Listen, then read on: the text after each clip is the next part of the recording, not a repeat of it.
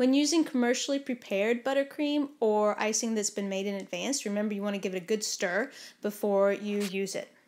This Wilton brand is available at the craft stores. You want to put a small blob of icing on your cake board. That's going to help keep your cake from sliding around. And these are little 5-inch round cakes that have been sliced in half horizontally, so the layers are torted, which that's going to give me 4 skinny layers instead of 2 thicker layers.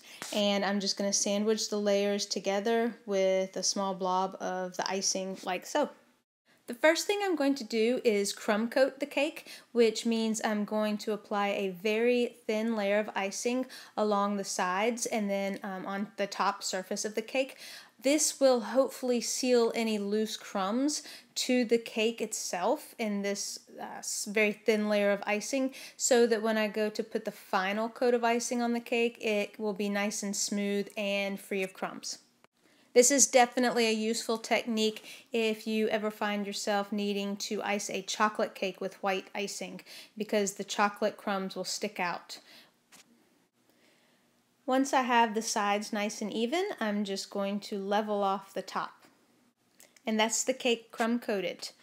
I can let that sit or put it in the refrigerator so that the crumb coat sort of dries and hardens up, and then I'm ready to put my final coat of icing on. Notice that I was quite generous with the amount of icing I put on the top of the cake. This is so I can make sure that I have plenty of icing on the cake that I can scrape off. That's how I get it to look nice and smooth.